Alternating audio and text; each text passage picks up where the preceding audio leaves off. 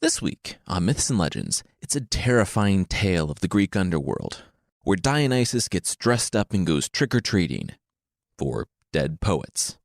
The creatures this week are a world tour of bogeymen, from the hairy namesake of coconuts to an alligator woman to an ape who wants to lick your hands.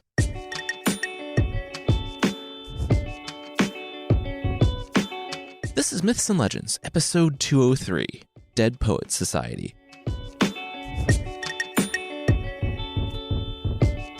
This is a podcast where we tell stories from mythology and folklore. Some are incredibly popular stories you might think you know, but with surprising origins, and others are stories that might be new to you, but are definitely worth a listen.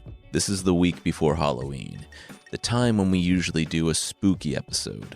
This year, we followed Dionysus and his friend, Xanthias, to the underworld, where they face off against all types of dead and terrifying monsters. And this is definitely not just a bait and switch for a fun, light romp through the underworld, because this nightmare year has been scary enough. Let's go!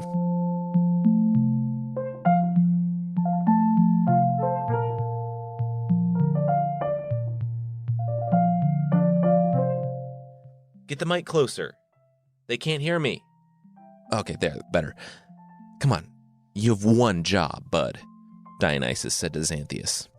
I have 6 jobs, Xanthias said, one of which includes keeping the boom mic on you from the back of a donkey while I'm also carrying all your stuff. I don't know why you wouldn't just let me use a lavalier. Gotta be free to move around, my friend, Dionysus said. Can't deal with that bulky pack. Besides, don't have any pockets. You can keep the boom mic on me. You are my servant, after all. Slave, Xanthias corrected. What's the difference? Big one, Xanthias said. Dionysus shook his head. Well, whatever. We can cut all that. Let's just get started. In media res. Boom. Let's go. What jokes do we have? Jokes, Xanthias asked. Why would they need jokes? This was a mythology podcast. Dionysus rolled his eyes. Trust me, the guy can't help himself. He's an elder millennial who thinks pop culture is a substitute for substance. Got any, Darkwing Duck or Thundercats references in there? Why are we getting meta? Xanthias the slave asked, shifting the weight of the bags on the pole on his back.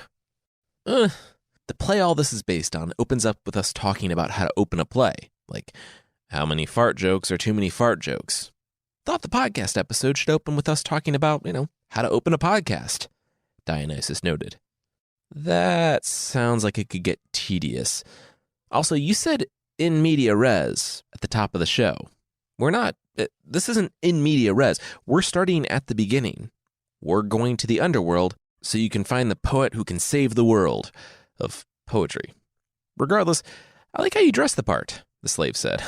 Dionysus swung his club. Can't go to the underworld without playing the part, dressed as Hercules. He had his club. He had a cloak made out of lion. Oh, here they were. Xanthias climbed down from the donkey, and both men, Dionysus and Xanthias, walked up to the front door. They knocked, and a wall of muscle and tenuously controlled rage answered. It was Hercules. And he broke out laughing. Dionysus turned to Xanthias. He's sometimes had that effect on people.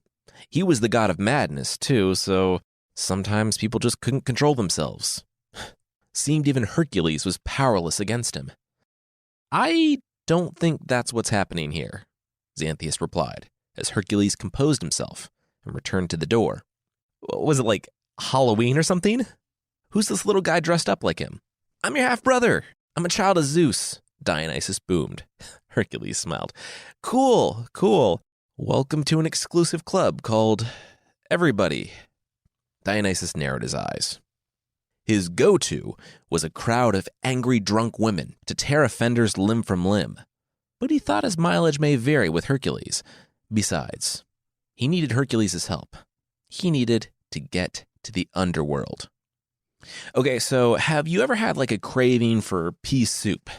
Dionysus asked Hercules, after the latter finally invited him in. Hercules rolled his eyes. Who doesn't want pea soup? I'm always craving pea soup. My laborers, 8 out of 12 of them, they're for a bowl of pea soup, Hercules said. All right, Dionysus replied. like some people craved pea soup, he craved Euripides. The Athenian playwright? Hercules asked. The dead one? Dionysus nodded. Yeah, so after he died, the plays were bad. He wanted the plays to not be bad anymore. So he was going to the underworld to get Euripides. He had a fever, and the only cure was more Euripides. That one was a little forced, Xanthias noted, but both the demigods ignored him. Why not get Sophocles if you're going to get anyone? He's better, Hercules said, taking a sip of wine. Yeah, and more famous, I think I could actually get Euripides. Hercules looked at the list. He had like 4 or 5 more playwrights to rattle off to get Dionysus's humorous reactions to. We're going to skip these for the podcast, right? Xanthias chimed in front of his laptop. Like, these references would totally land for a play in 5th century BC Athens, but it seems like kind of a waste of runtime for a podcast version. Dionysus turned, What? No! He better not edit that out. This was good stuff. Xanthias nodded. Yep, staying in. Absolutely, he said, highlighting the audio and pressing delete. Anyway, I want to go to Hades to bring Euripides back with me, so we can have great plays again, Dionysus said. That's insane, Hercules said. But Dionysus said he wasn't looking for judgment, just help from a seasoned underworld traveler. Hercules had been down to Hades when he had to retrieve Cerberus on his 12th labor. What episode was that? 10B, Xanthias said. Ugh, old one. Rough audio quality, writing, delivery, everything. Dionysus ignored him. He said he was just looking for the fastest way down to Hades. Hercules said that there were so many ways down to Hades.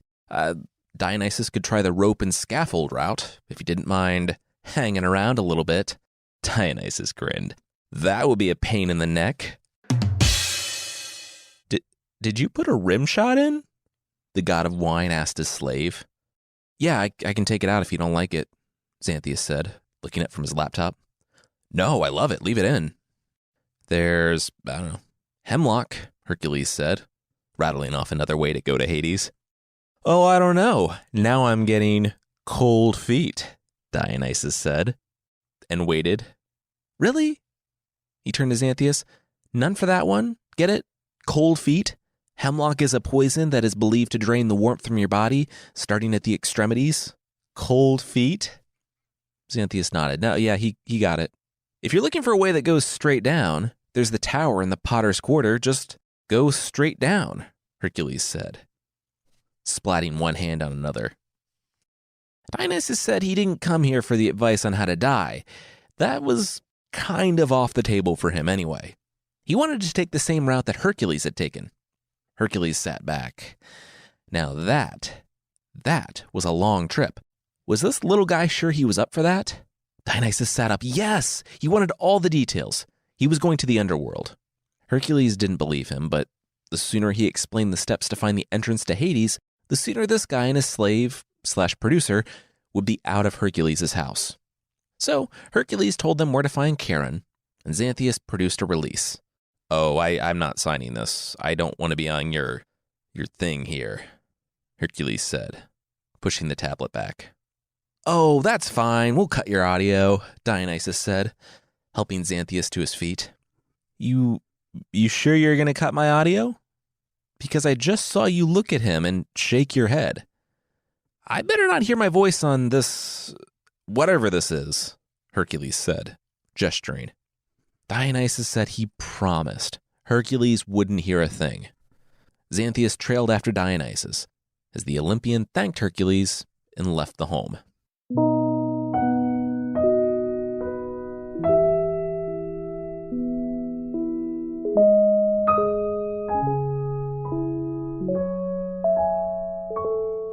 So you let the donkey go, Dionysus said, looking at the place where the donkey should have been tied up. I was trying to keep you on mic. You're very flighty, Xanthias protested, but grumbled, as Dionysus just said that was part of his charm and waited for Xanthias to pick up the bags so they could get on their way again. Xanthias complained, though, and asked if maybe they could just find a corpse on their way to Hades and have him carry something. Just then, they passed a funeral on the road. Dionysus whistled for them to stop. He would like to have a word with the corpse. The people looked puzzled, but Dionysus tapped on the coffin, and the corpse sat up. "Hey, bud, you going to Hades?" Dionysus asked the already decaying corpse. No, all my friends and family are just carrying me in a coffin to Disney World," the corpse replied.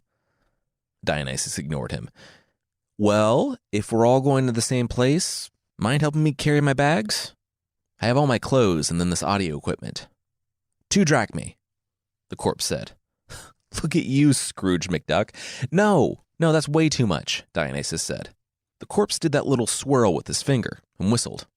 "Pallbearers, let's go." Dionysus told everyone to hold up. Couldn't they come to some sort of arrangement? He was an Olympian after all. "Oh, cool. That and 2 drachmae will buy you a porter to the underworld," the corpse said. "And he wanted payment up front. I've got 9 obols, almost 1.5 drachmae." Dionysus counted. "What do you say?" The corpse laughed. He said he'd sooner live again. He lied down, covered himself up, and tapped twice on the lid to his coffin. The bearers resumed their solemn march. Our travelers found their way to the lake that separated the underworld from the world of the living. It's a lake in this one, not Styx. They looked out and saw a boat far off. "Charon!" Dionysus yelled. "Charon! Charon!" He waved. He turned to Xanthias. "I guess Charon couldn't care less." "Really? No rim shot for that one?" "Oh, yeah, sorry. I lost the file. I accidentally deleted it," Xanthias said with a shrug. Just copy it from earlier in the episode." "I can't. It doesn't work like that," Xanthias said. Dionysus was pretty sure that was exactly how it worked, but he was interrupted. Charon had arrived, Charon being the ferryman to the underworld. "All aboard," the ferryman cried. "Next stop, Hades." Xanthias hefted his packs up and almost made it over the edge of the boat before Dionysus stopped him. "Oh, bud, sorry, this boat isn't for you." Xanthias didn't understand. What? Why? Dionysus said it wasn't even his call. This whole time, Charon had been pointing to a sign that said no slaves allowed in the boat unless they were wounded in battle. "Sorry," Dionysus said with a shrug. "See you on the other side." Xanthias hefted the pack and started his walk.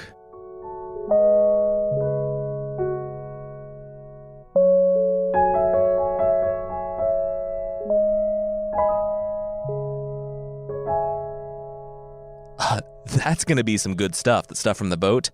"I smell another Webby," Dionysus said, after he found Xanthias, surrounded by murderers and thieves on the other side. Dionysus had a heart-to-heart with Charon, rode some, yelled at some frogs. He sang. Can a podcast win a Tony?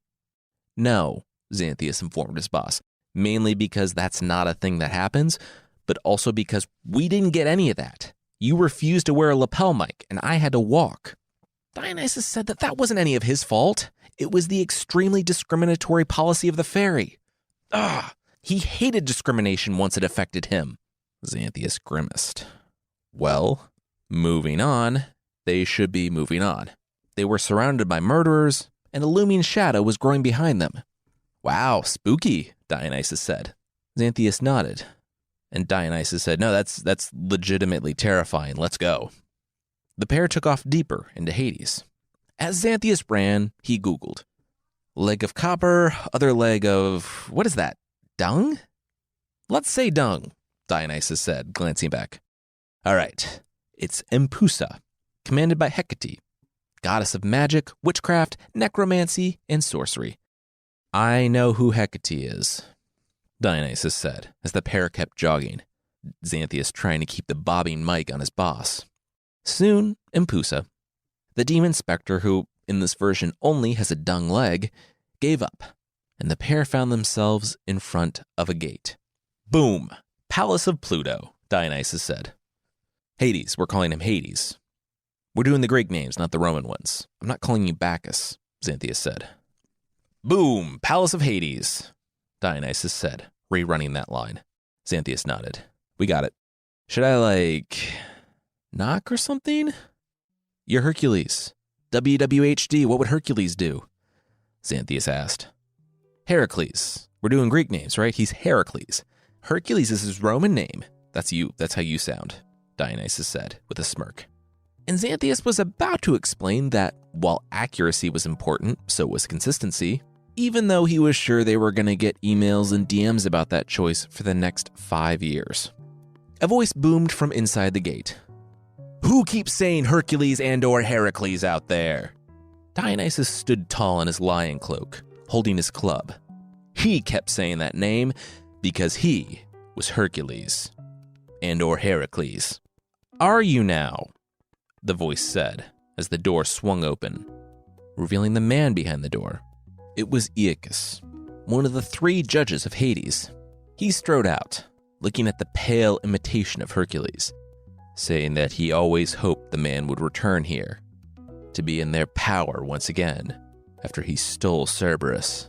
Now that Hercules was back, they would toss him down a cliff, where he would be chased by prowling hounds of hell, where a 100-headed viper would tear out his entrails. Maybe they would give him the Prometheus package, and have Gorgons pluck out his organs daily. Oh, Hades would be so happy that he was back. The man rushed from the door to go get Gorgons, and the hounds and the ruler of Hades itself, leaving the interlopers alone. When they were gone, Dionysus collapsed, shaking and weeping. Xanthias looked down. This wasn't a good look for his boss. He sniffed. Oh man, did Dionysus soil himself? Dionysus wiped his nose and said that it's very scary to be threatened with eternal punishment. Besides, it missed most of his clothes. Tunics can be forgiving. What were they going to do? What were they going to do? Then his eyes lighted on Xanthias. You. Me. Dionysus smiled a mad smile. You, take my clothes, take my place. A god being tortured will last literally forever. You'll probably die after a few days and end up back here after being tortured, Xanthias said, not believing but also kind of believing what he was hearing. Well, now you're just being difficult. You know what? I hate to do this, but you're my slave, and I'm ordering you to put on my mostly unsoiled clothes, Dionysus demanded. You don't hate to do this. You pull rank all the time. You know, with me as you're going to need to hold the mic, right? And watch the laptop? Xanthias asked as he put on Dionysus' Hercules costume. It's just podcasting. How hard can it be? Dionysus took the laptop and then started messing with it. I think we need, like, a touching transition here. Okay, that's the theme song. Just don't touch anything and let it run. I'll take it out in post. Sir, Xanthias said, picking up some water from a nearby jar and dabbing out the urine from his cloak. Hercules, they heard from the door. Xanthias turned, and it wasn't the surly and angry Yorke, but Xanthias smiled.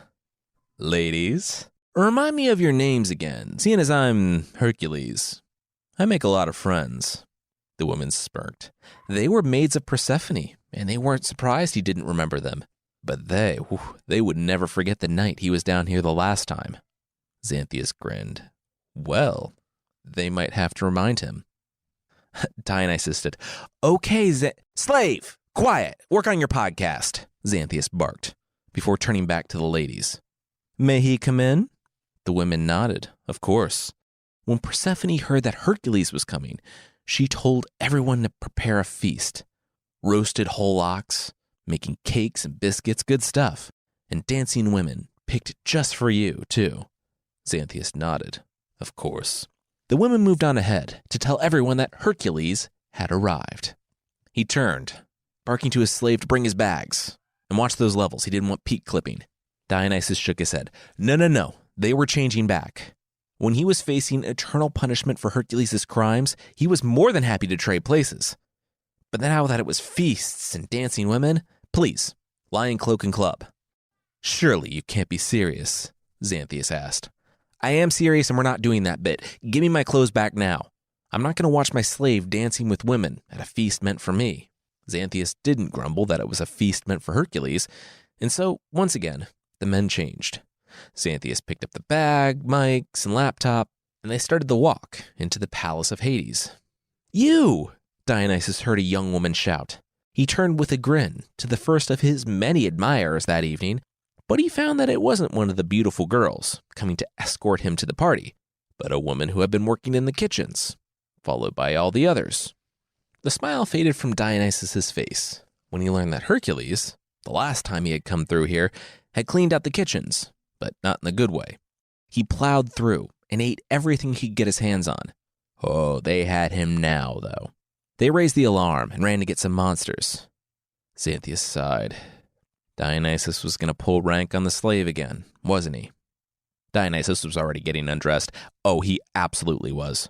When the pair had switched places again, the mob returned with Iacchus and 2 burly slaves holding whips and chains, ready to hold Hercules accountable for his crimes. But Xanthias stood. How dare you accost Hercules, son of Zeus, and accuse me of theft? Xanthias screamed as he gripped his club. He gave the group pause, but soon the slaves continued advancing. Xanthias yelled that it was beneath him to even consider their charges.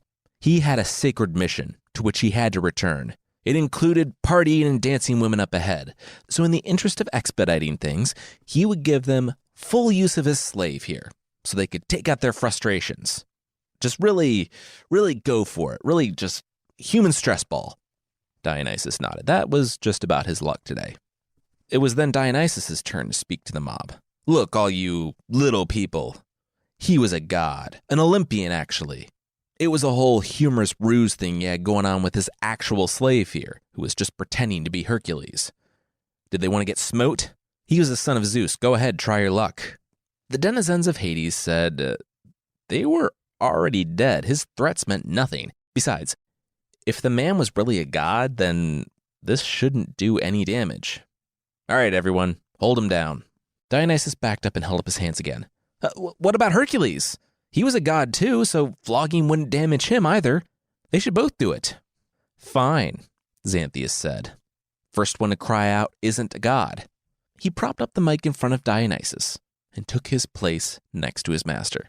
I am not going to belabor all this, but what follows is both of them being hit and screaming out, and then quickly replacing it with the name of a god and pretending like they're singing praises instead of screaming out in agony during a flogging. Like Dionysus is hit and he says, Apollo, Lord of Delos' holy isle. Xanthias screams out, Poseidon, and then moves into King of the mighty deep Lord of crags and cliffs. Iacchus gets super tired of it all, and it is pretty tiring. He came to punish Hercules, after all, not put up with these guys playing off one another for laughs. He held up his hand, ordering the slaves to stop. Enough of this just ridiculousness. He might not know who the real god was, but Hades and Persephone would know. He would take them both to his master and let the Lord of the underworld sort it out.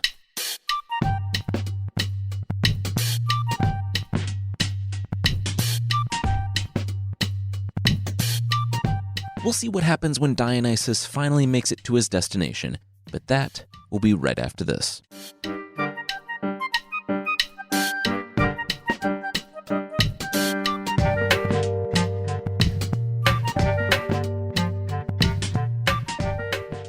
Dionysus, Hades said with a sour face. Dionysus bowed low before the god of the underworld. Uncle, Dionysus said. My lady, he said, nodding to Persephone. Nice to see you in your winter home, she grimaced. Ha. A waiter with a tray passed by Dionysus, but the son of Zeus laughed. No, thanks. He was full and also wanted to leave someday. Sorry, Persephone. Too soon? What's all this? Hades said, gesturing at Xanthias and the boom mic. Oh, it's a podcast? Dionysus said. It's like free internet radio shows. Distributed by RSS, Xanthias chimed in. Also, could he get a mic on Hades and Persephone too, before they got rolling? When no one responded, he looked up to a stunned room.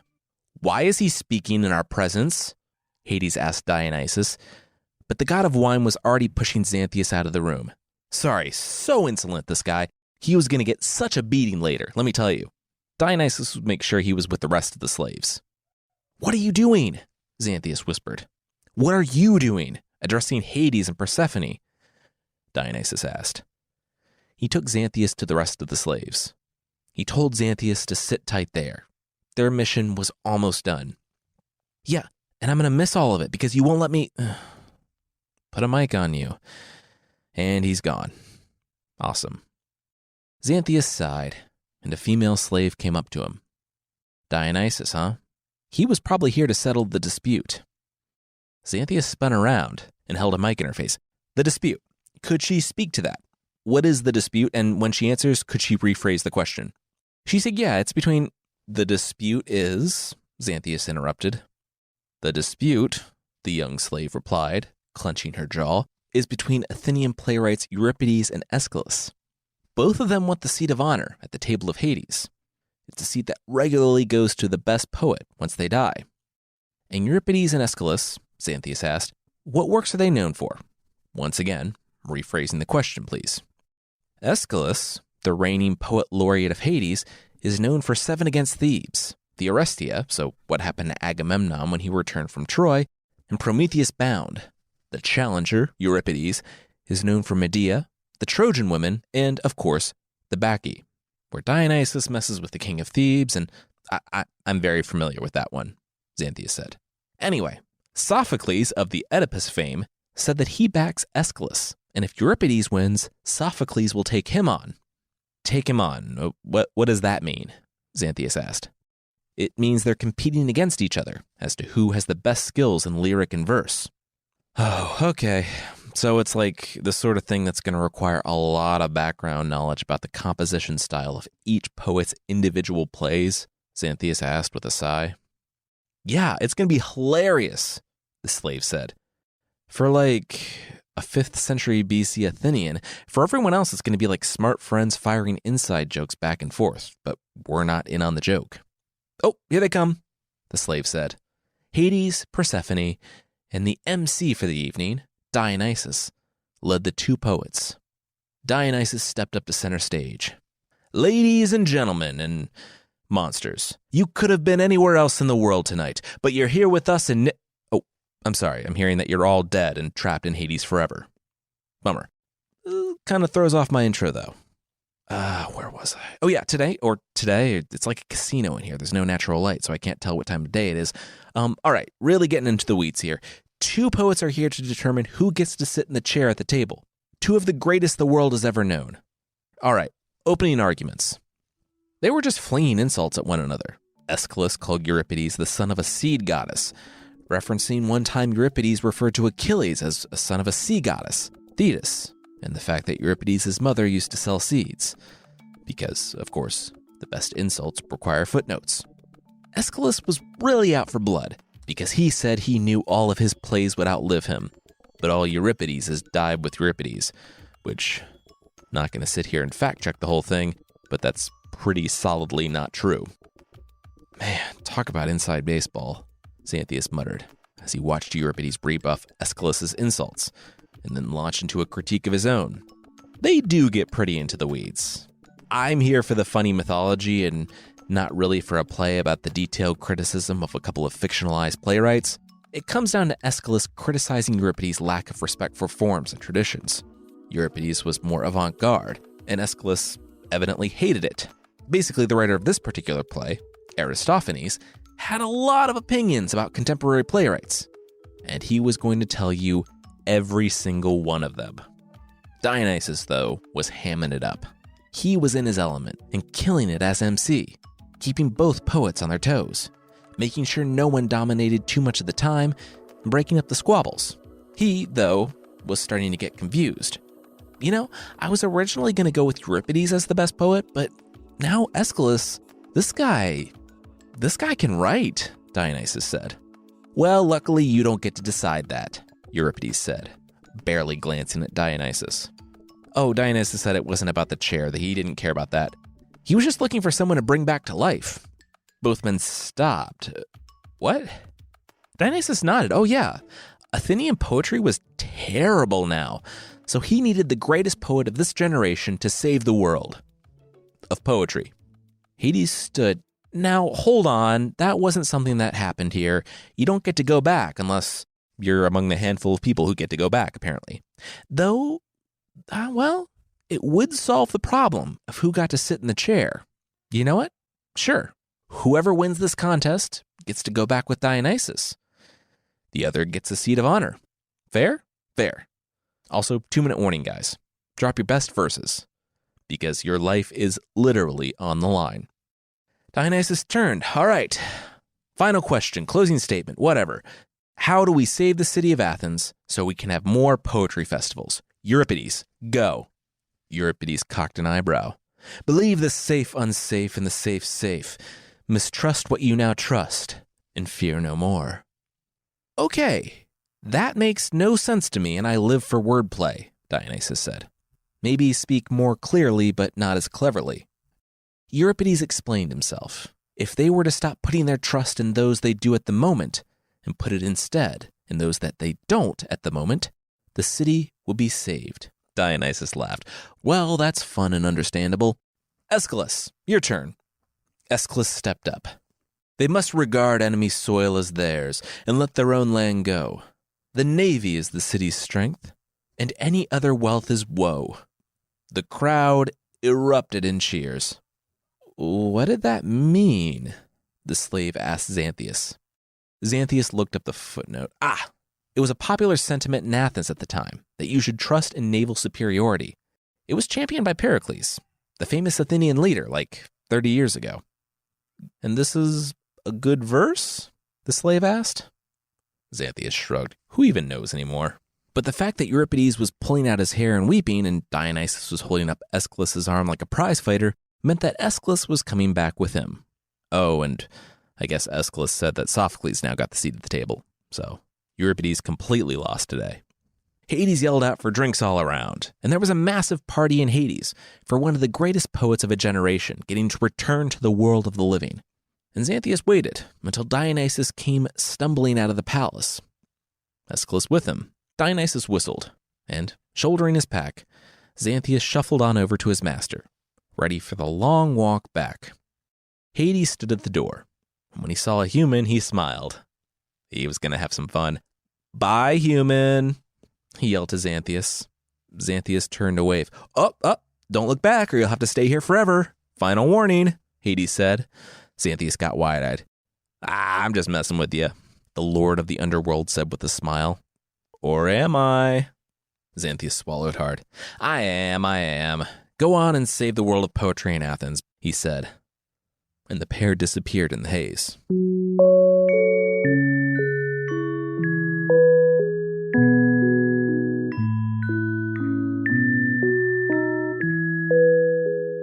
All's well that ends well, Dionysus said.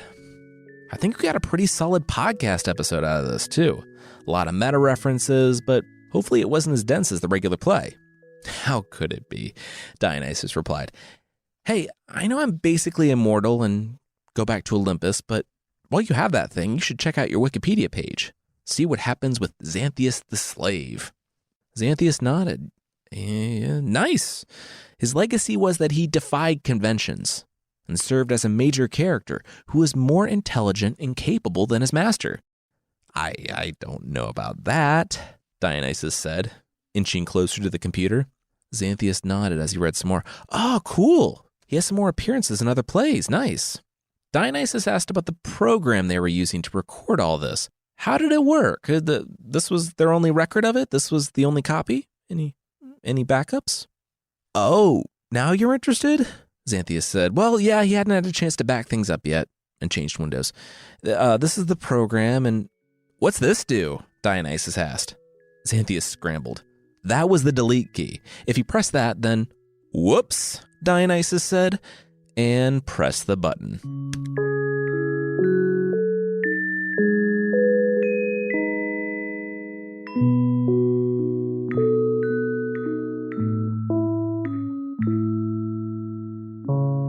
I probably had too much fun with this episode, but to be fair, the play it's based on has too much fun with its little meta jokes, so if anything, I was being true to the original.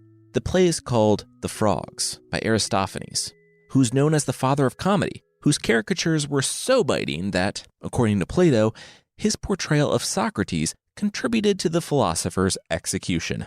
Next week, we'll be back in the Grimm stories. That was supposed to be this week, and I was planning on skipping a Halloween episode this year, but then I realized that a fun romp through the underworld was the type of Halloween episode we could all use right now. so I moved this one up by a few weeks. If you'd like to support the show, there's still a membership thing on the site.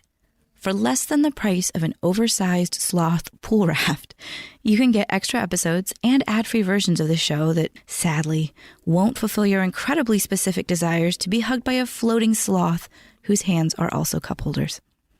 Check out support.mythpodcast.com for more info on the membership.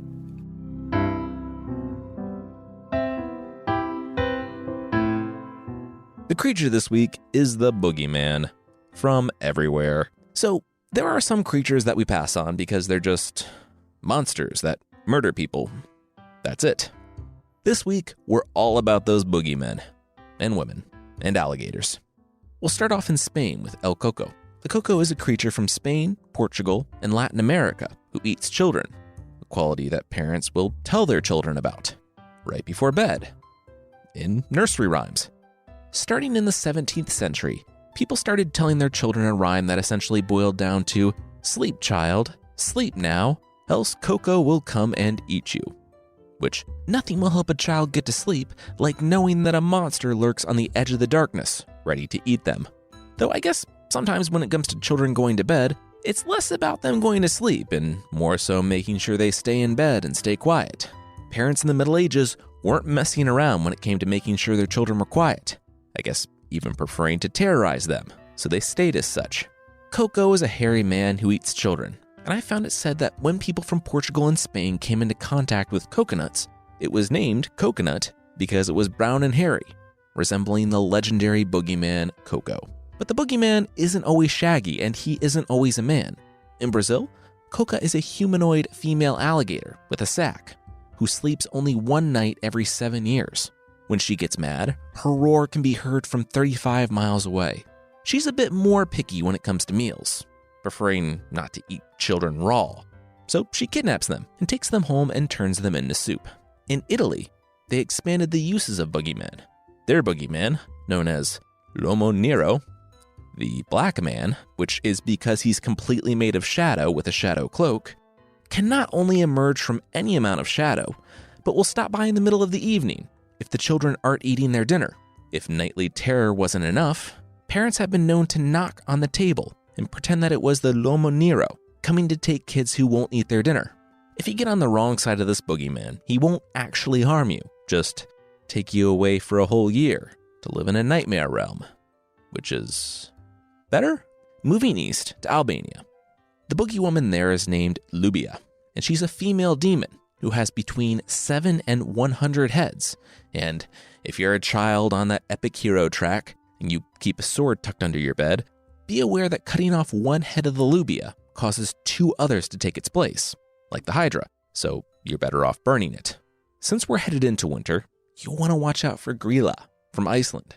She takes kids to eat them on Christmas Eve, and in some versions, will just wander around town, asking parents for their disobedient children, which is both the lowest effort and the most honest way to go about it.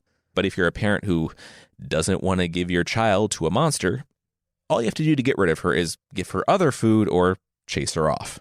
A person who doesn't skimp on the effort is de Kroopman from Luxembourg. Something of a dark European Pennywise. De Kroopman means the hook man, and he'll wait in storm drains and other places where water flows to use his long hook to hook children by the nose and pull them to his underground dungeon. Not to overly frighten anyone, and this might just be a bad translation that I read, but he also might be able to travel through toilets. As it turned out, there were a lot more boogeymen than we had time for today, like the Mama from Pakistan, a giant ape who kidnaps women and then licks their hands and feet so they'll be unable to run away. Also, someone might want to check on him this year. That's not a sanitary thing to be doing at all. Or Kaka, a giant slimy snail that can smell guilt and creep into your home through any available crack to just smile at you with its slimy, toothless mouth. Some takeaways, though. Basically, if you're a child, stay away from water, do your homework, eat your food, and when you go to bed, lie there in terror until sleep takes you, or else you'll be taken by a person that travels in shadows, or an alligator, or an ape, who at best wants to eat you, and at worst, wants to lick your hands and feet and keep you in a nightmare realm where no one will ever hear your cries. Good night.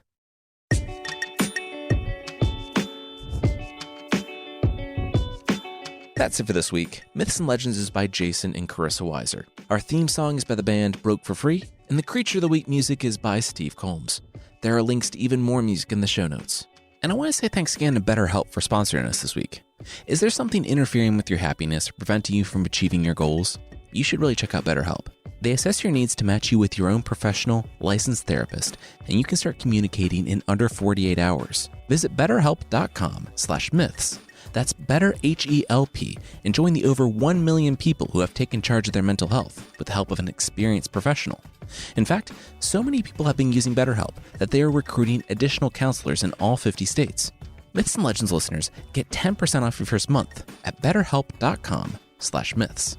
All right, that's it. Thank you so much for listening, and I'll see you next time.